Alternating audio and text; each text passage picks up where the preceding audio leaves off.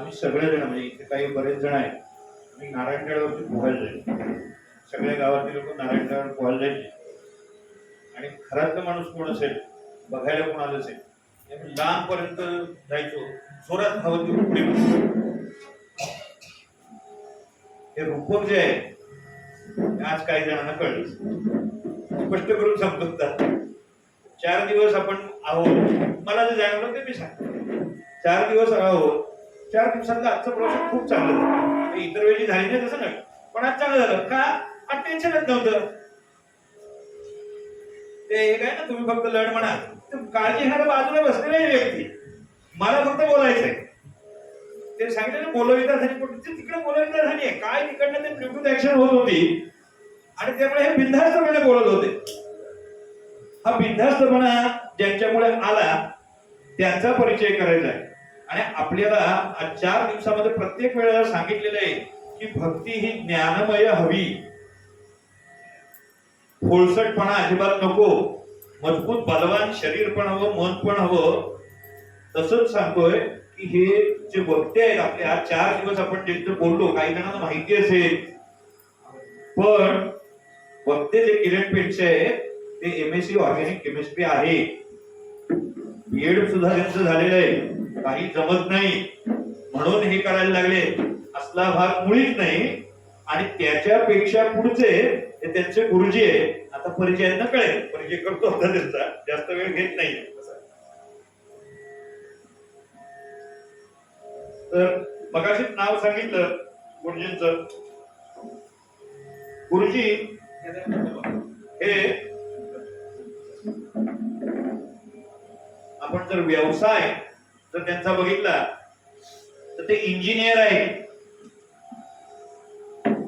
हे महत्वाचं आहे. म्हणजे आपल्या इथं फार पूर्वीपासूनच परंपरा आहे की कुणी बावळट नव्हता. संत ऋषी मुनी सगळ्यांची चर्चा झालेली आहे. कुणी नव्हतं, प्रकांड पंडित होते, फक्त ते साधेपणाने वागत होते म्हणून त्यांची गुणवत्ता, त्यांचं ज्ञान आपल्याला कळत नव्हतं. तर गुरुजींचा परिचय म्हणजे गुरुजी दुबई आणि कतारमध्ये सिव्हिल आणि इंटिरियर साठी प्रोजेक्ट मॅनेजमेंट कन्सल्टंट म्हणून काम करत होते. आणि हे काम करत असताना सातत्याने आपल्या कामास प्रस्थापित करत असताना पूर्ण विचारांची समाजात शुद्ध ज्ञानाची प्रतिष्ठापना करावी या एकाच उद्देशाने त्याने ज्ञानसैनिक संघाची स्थापना केली. आणि ते म्हणजे श्री हरिदास यशवंत. आता हे ज्ञानसैनिक संघातर्फे काय करतात तर धर्मप्रसाराच्या वेगवेगळे कार्यक्रम घेतात. भारतीय तत्वज्ञानावर आधारित विविध कार्यशाळा वेगवेगळ्या ठिकाणी घेतात. याच्यामध्ये 1-2 वर्षापूर्वी होते करून, गेल्या वर्षी आपल्या इथे मानसपूजेची कार्यशाळा ज्ञानप्रसाद या ठिकाणी झालेली होती. आणि त्या ठिकाणी विशेष प्रयत्न करून गुरुजींनी, आपण परवाच्या दिवशी एका प्रवचनामध्ये ऐकलं की 1000 वेदांच्या शाखा होत्या, त्यातल्या आता सगळे जवळजवळ गेले, तरी सुद्धा 10-12 शाखांचे वैदिक मुद्दामून आणलेले होते. मी कर्मदरिद्री, त्यामुळे मला त्या दिवशी येता आलं. आणि त्या वैदिकांच्या एक मंत्र जागृतीचा कार्यक्रम इथे आपल्या ज्ञानप्रसाद ठिकाणी झालेला होता. मग हा जो प्रसार आहे तो प्रसार करणं, आचार्य निर्माण म्हणजे काय आहे तर संवर्धन आणि संगोपन, ते सगळं सांगितलं नाही केलं. याच्याची वेगवेगळी गुरु केली, त्याच्यानंतर यज्ञ, या वेगवेगळ्या कार्यशाळांमध्ये ते स्वतः सहभाग घेतात. आंतरराष्ट्रीय प्रशिक्षक म्हणून त्याने सॉफ्ट स्किल साठी उच्च स्तरावर काम केलेलं आहे. नुसतं भारतात नव्हे, परदेशात पण काम केलेलं आहे. वेगवेगळ्या आंतरराष्ट्रीय कॉन्फरन्स साठी नोट स्पीकर म्हणजे प्रमुख वक्ता. MIT world peace university Pune या शिक्षण संस्थेमध्ये अभ्यासक्रम निश्चित म्हणजे बोर्ड ऑफ स्टडीज, मराठीत सांगायला लागतं ना, बोर्ड ऑफ स्टडीज मध्ये सर प्रत्येक गुरुजी काम करतात. नाशिक येथे योगोपनिषद या विषयाचं ते प्राध्यापक म्हणून सुद्धा काम करतात. त्याच्यानंतर प्रोफेशन प्रोफाईल त्यांचं मेंटेन करताना वेगवेगळ्या उपासनेच्या मार्गातही त्यांचं लक्षवेधी काम आहे. ते दत्त संप्रदायी, नाथपंथी साधक आहेत. हे तुम्ही जेव्हा त्यांना नमस्कार कराल तेव्हा लगेच लक्षात येईल, माझ्या आलंय लक्षात म्हणून ते सांगितलं. आणि दत्त संप्रदाय आणि नाथपंथ या विषयावर त्यांचा सखोल अभ्यास देखील आहे. ज्ञान आणि माहिती याबद्दलची स्पष्ट प्रगल्भता सध्या समाजात दिसून येत नाही. त्यामुळे आजचा वास्तविक समाज आजारी असल्यासारखा दिसून येत आहे. म्हणून सातत्याने प्रवचन आणि अभ्यास वर्ग यातून समाजाला मार्गदर्शन करताना उपनिषद, दत्तदर्शन, दत्त तत्वज्ञान, नाथपंथ, गणेश दर्शन, पंचायतन दर्शन अशा विविध विषयांवरील त्यांची प्रवचने या वेगवेगळ्या ठिकाणी चालू असतात. नाथ फाउंडेशन या संस्थेचे अध्यक्ष आहेत आणि या संस्थेमार्फत विविध उपक्रम हे चालवले जातात.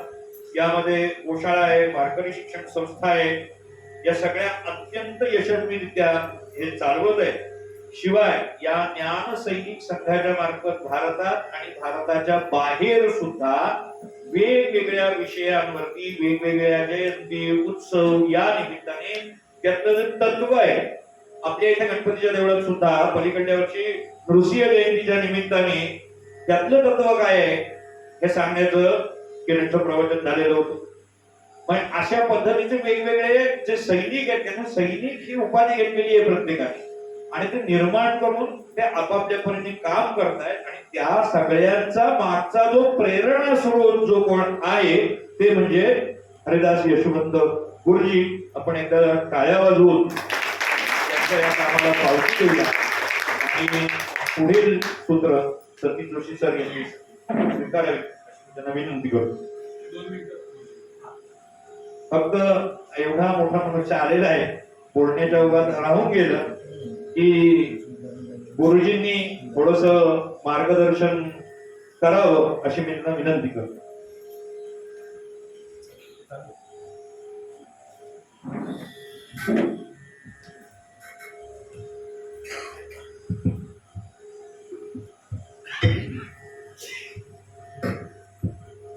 श्री गुरुभ्यो नमः. अवधूत चिंतन श्री गुरुदेव. आवाज येतोय?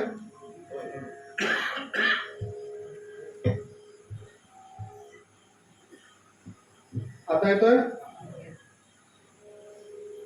आज माझं बोलण्याचं तसं काहीही औचित्य नाही.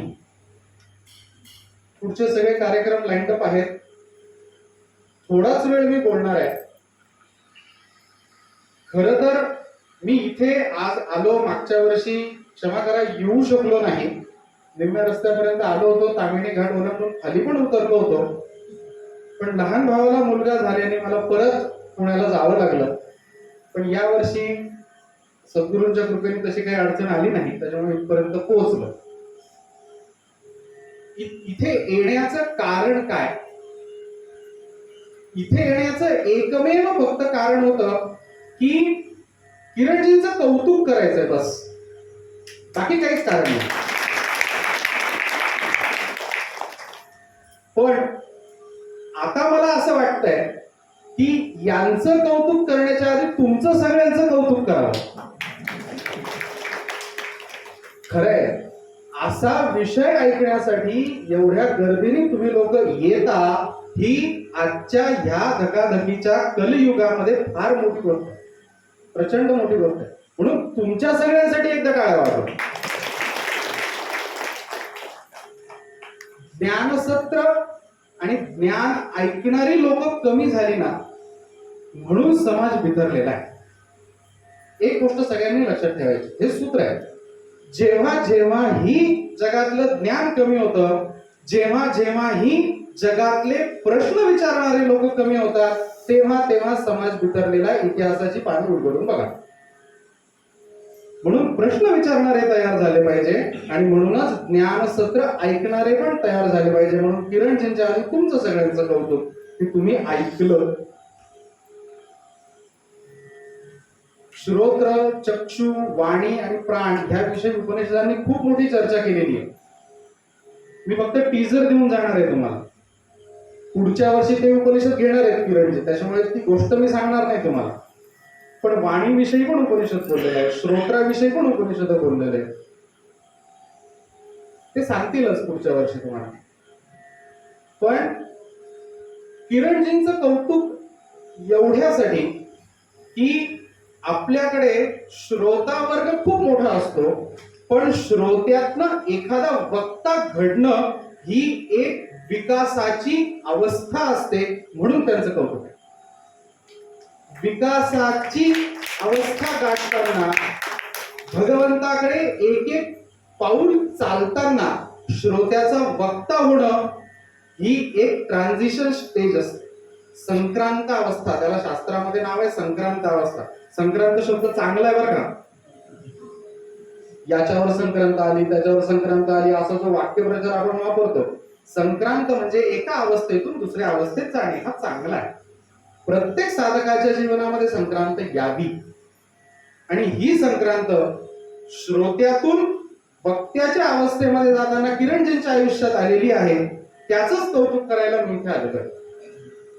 ज्ञानसत्र आणि ज्ञान ऐकणारी जशी लोक कमी आहेत, तशी सांगणारी पण कमी आहेत.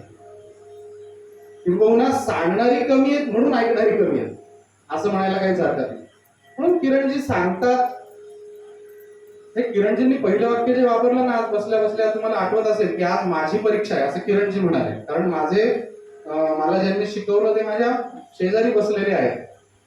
तिथपर्यंत मला थोडंसं चांगलं वाटलं, पण त्याच्यानंतर ते जे वाक्य बोलले ना, की ते जे बोलले तेच वाक्य मी बोलणार आहे, तेव्हा मात्र मी असं एकदम अटेन्शन मध्ये बसलो की आता हे काय काय बोलतात बघूया.